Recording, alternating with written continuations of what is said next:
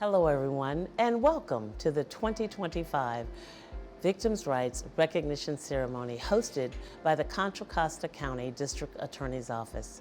I'm District Attorney Dinah Becton, and I want to extend my heartfelt thanks to Brothers of the Drum for sharing their talents with us today. Although I can't be with you in person, I want to take this moment to welcome our guests, our dedicated team at the District Attorney's Office, and most importantly, the survivors we are here to honor. Today, we recognize those who have endured the hardships of being victims of crime, but we also celebrate their resilience, strength, and courage in rebuilding their lives. This year's theme for National Crime Victims' Rights Week is kinship. And while we often think of kinship as the bonds that we share with family, it also speaks to the connections that unite us as a society. For many survivors, healing happens through kinship, the relationships that provide support, understanding, and a path forward from victim to survivor. Justice is the foundation of our legal system and the guiding principle of the District Attorney's Office. Seeking justice means holding offenders accountable for their actions. Serving justice is the work we do every day on behalf of the people of California. And doing justice means ensuring that those affected by crime receive the support and services they need to heal. Today, you will hear stories of kinship, courage, and accountability.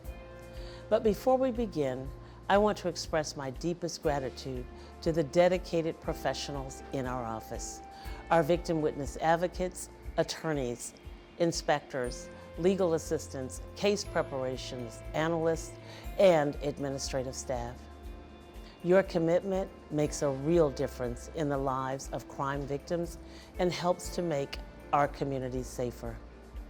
The work you do every day exemplifies kinship, standing as a powerful testament to our shared mission of justice. And with that, it is my honor to introduce the MC for this year's Victims' Rights Recognition Ceremony, Assistant District Attorney Stacey Grassini.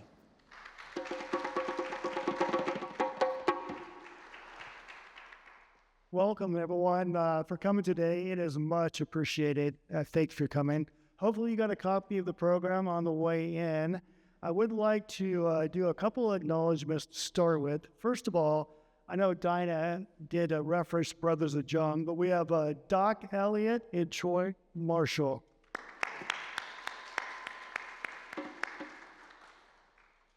As you know, my name is Stacey Grassini, and I have the privilege of being the director of the Victim Witness Program in our office.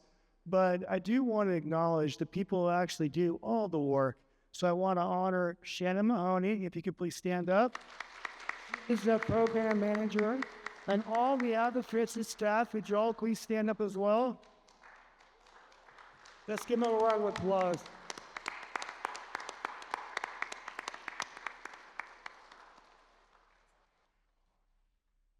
I want to welcome three groups of people. I do have a list here. A lot of scribbling on this list. If your name is not on this list, when I call the group, it's going to be law enforcement, community partners, elected officials. Is not intentional, is not to slight anybody. So if I call a group and you're not in it, please stand up, and we want to acknowledge you as well. And if everyone can stand up, and then once we get done, we'll give a round of applause for each group. So let's start with elected officials. We have Candace Anderson and staff. If you could please stand.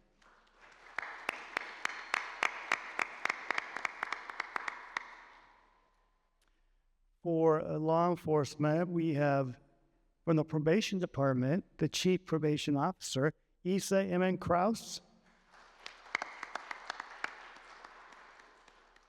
From the Antioch Police Department, we have Lieutenant Bill Whitaker and Lieutenant Mike Maloney. Stand up.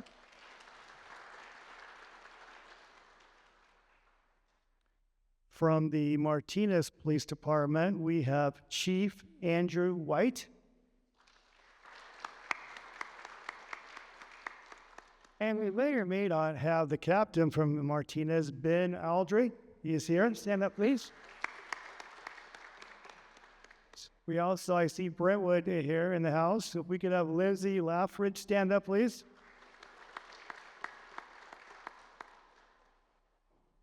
Is there, Pinole. From Pinole, we have Sergeant Justin Rogers and Detective Jason Dean. If you could please stand up. Thank you.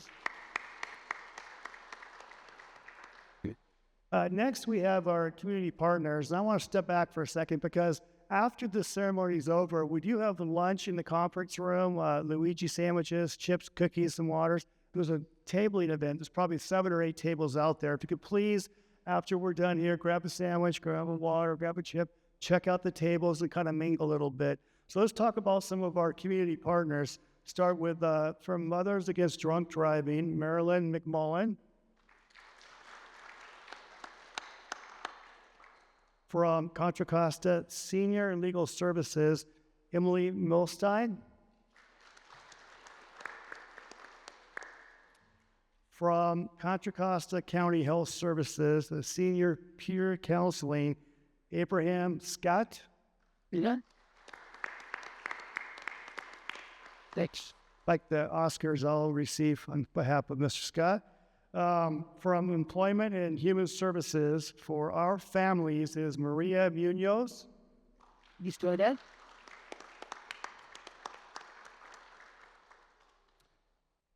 From Justice at Last, we have Genesis Duong.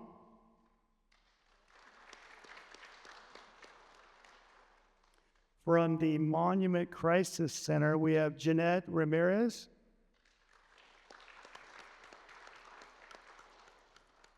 From the Family Justice Center, we have LaShara Ray.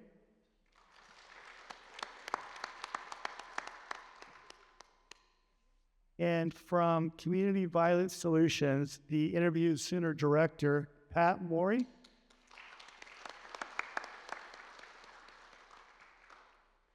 From the Rainbow Center, we have Carrie Johnson. Is there any community partner that I left out? I don't see anyone. Please stand. Great. Thank you for coming. My apologies. So we have a bell tolling ceremony. The space is a little tight. So we have 4 people I'm gonna call out.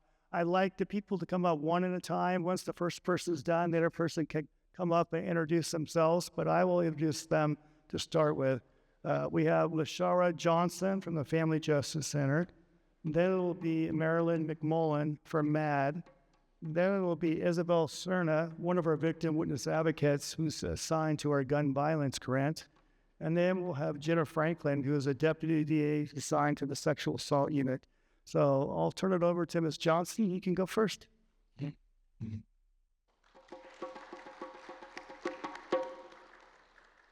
Thank you. Good morning, everyone. Hi. Making sure we're all awake here. So good morning. Again, my name is LaShara Johnson. I am the Center Director at the Contra Costa Family Justice Center in Richmond. We are one of 5 centers in Richmond, Concord, Antioch, Danville, and over in Solano. So it's a pleasure to be here and a pleasure to speak with you all and just share a little bit about the importance of the Family Justice Center. I was really happy to get here today and also to be welcomed with the sound of the drumming. I did have something that I wanted to say, but that just really captured my heart because African dance is something I've always loved doing and would enjoy doing in my spare time. So it reminded me of Sankofa and looking back to see where we're going, right? So we can move forward. And I've had the pleasure recently of doing some work looking at the history of Contra Costa County and all the work we've done to support survivors. And it's been a pleasure to have the Family Justice Center be a part of that history and to be in community and to join with each and every partner that's here. And even those small independent nonprofits that are just doing grassroots community work. And I feel like it really ties into the theme, which is kinship and connecting, because that is our model, which is to support survivors have them enter into our centers knowing that they're in a safe place and that they're going to get connected to viable resources, which are like Meals on Wheels or Emily with Senior Legal or with DeWanda with the Victim Witness Advocates. Like, we all work together to make these things possible. We've had clients where a mother came to us, she was Spanish speaking, and someone was trying to purchase her children.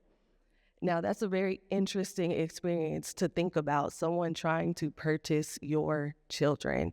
And she was able to access our services at our Concord office and get connected. The DA picked it up and they were able to convict this person and really provide amazing support for this mother and her 2 children.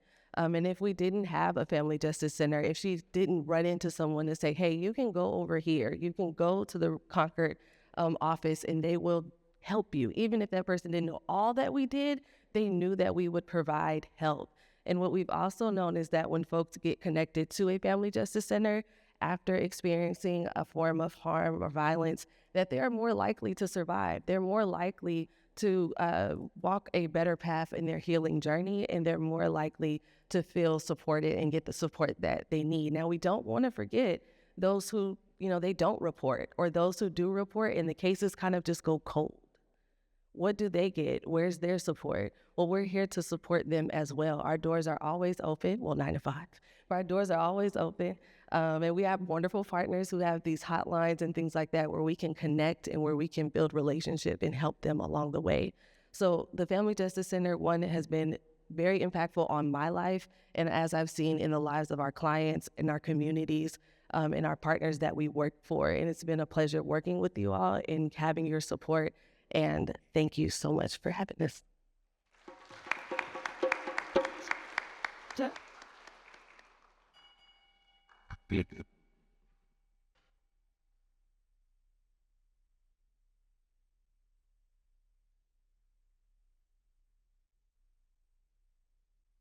Hello, my name is Marilyn McMullen, and I'm a volunteer victim advocate with Mothers Against Drunk Driving, San Francisco Bay Area affiliate.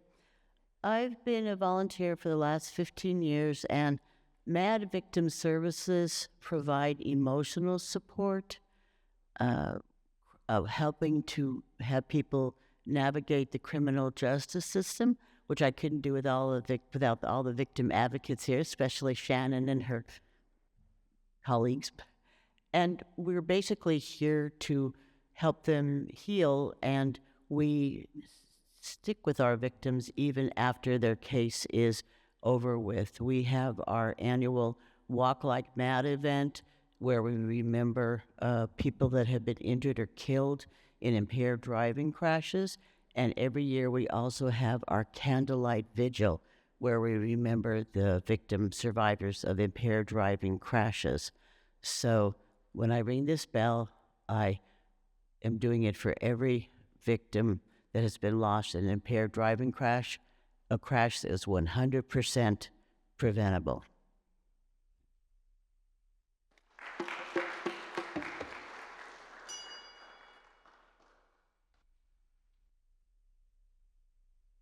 Good morning, everyone. The Contra Costa County District Attorney's Office has secured funding to help focus on the needs of survivors of unsolved gun violence crimes. Gun violence can have a terrible, lasting impact in our community.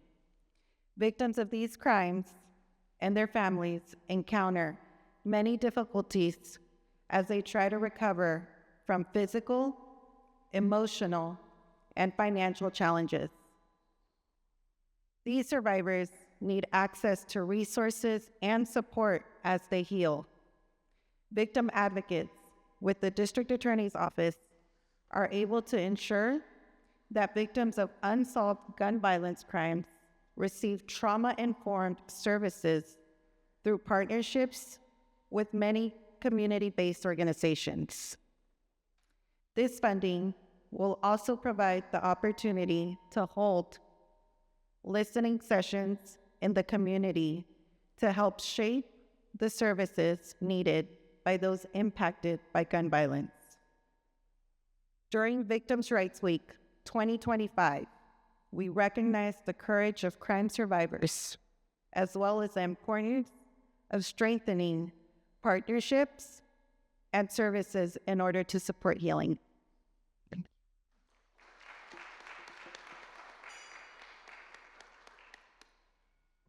Good morning. For someone who has experienced sexual assault or any crime for that matter, the process of reporting what happened to them and going through the court process is extremely difficult and can often feel re-traumatizing. I believe we should have a common goal to try to make this very painful process as humane and compassionate as possible. When I think of kinship in this context, I think of all of the justice partners, law enforcement, prosecutors, forensic interviewers, victim advocates, we could not do our job without, all coming together for that shared purpose. We unite to try to get individuals the justice they so deserve, while helping them also regain a sense of their self-worth. Today, we gather to honor the strength and resilience of sexual assault survivors and all survivors, and we recognize that their journey is one that they should never have to walk alone. While the pain of trauma can isolate and silence, kinship offers a different path, one of shared understanding and support. In our collective strength, we create spaces where survivors are believed, respected, and empowered. Through our kinship, we stand together, united by the belief that healing really is possible. Thank you. Well, I think it's a good time for a couple of minutes of music. Brother Drum, take it away.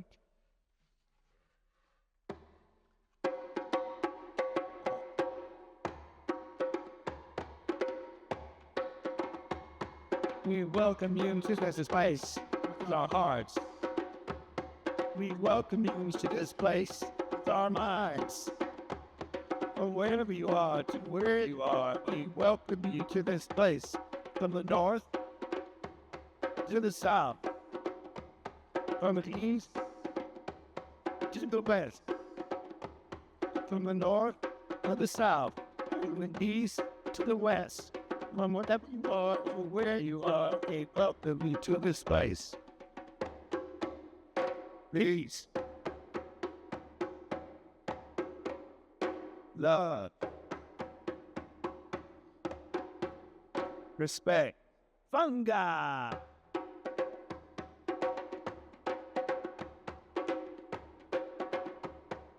Fungi, la vida, ashe. Ashe, ashe, ashe, ashe, ashe, ashe, ashe, ashe, ashe,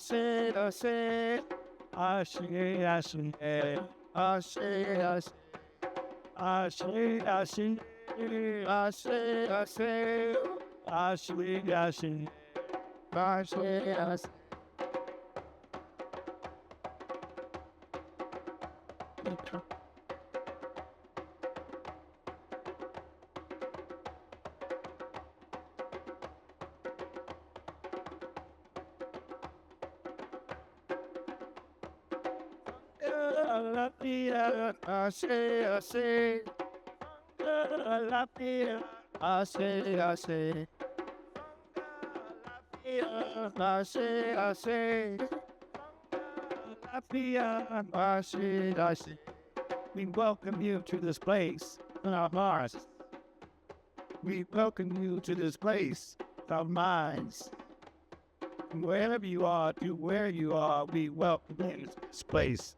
From the north to the south, from the east to the west, from the north to the south, the east to the west. So wherever you are to where you are, we welcome you to this place. Peace, love, Respect. I share. Okay. So we have the honor of having a special Courage Award presentation. And we have the honor of a tremendous survivor here in our presence today. I'm going to invite Kate Dunbar. She's a deputy DA who prosecuted the case, and she's going to introduce our award recipient. So Kate, come on up.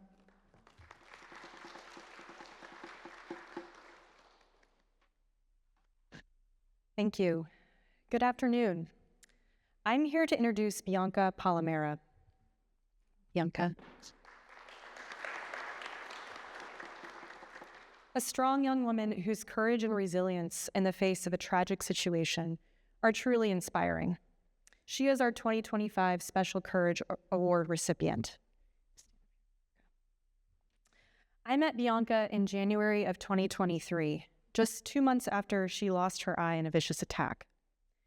In preparing that case for trial, I learned that Bianca suffered this horrible injury when she intervened to protect someone else from a vicious bully.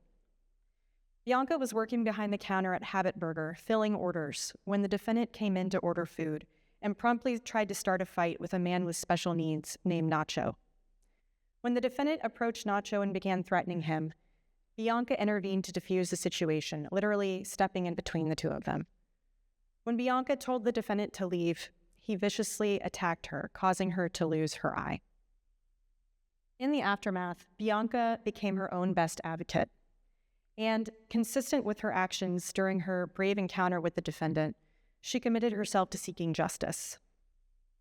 Throughout the criminal justice process, including a very poignant meeting with the defense attorney in the case, she calmly and eloquently, yet firmly conveyed how this has all affected her, all in the name of ensuring that what happened to her does not happen to anyone else. In a tense moment, when a vulnerable person was in danger, she did what we all hope we would do in the same situation and stood up for what was right, even though it came at great personal loss. Bianca, your fortitude and grace under pressure are admirable and very deserving of this year's Special Courage Award. In recognition of your resilience and determination to be a voice for yourself and others, the Contra Costa District Attorney's Office presents you with the 2025 Special Courage Award.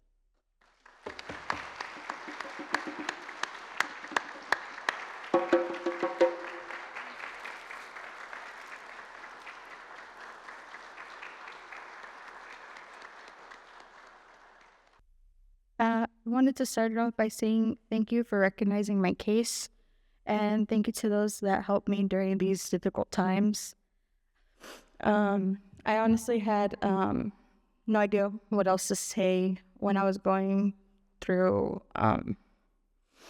what I was going through when it was all happening, mostly because I felt like I really couldn't say much.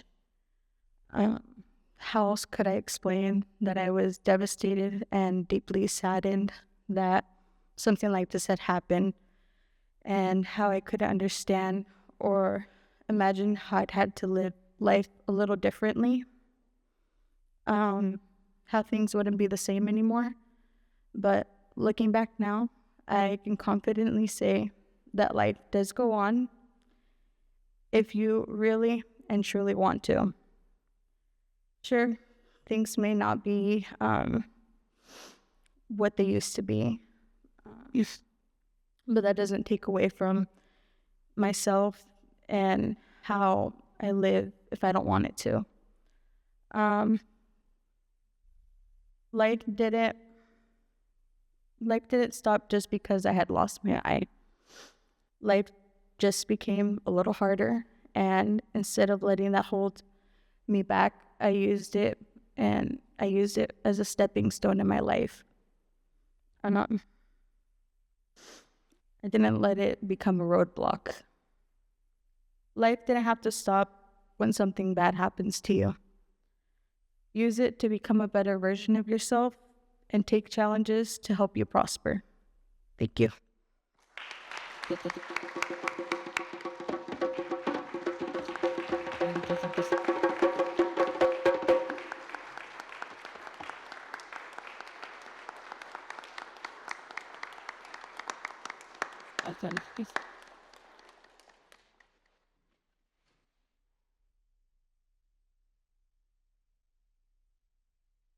Thank you, Kate. Thank you, Bianca. A couple things. One is logistical. I mentioned it earlier. There are tables out there, resource tables, probably 7 or 8. Please take the time if you have to mingle, visit those tables, grab a sandwich, grab a chip, grab a water, and mingle for a little bit and talk to each other. I have to say that I want to thank every single person in this room today for everything that it stands for. It's truly amazing, heartfelt. As people I see in the audience, we've been doing this for a long time, maybe 30 plus years, and it never gets old, doing the right thing. So I think we should all give everyone in this room one round of applause, and we'll call it a day.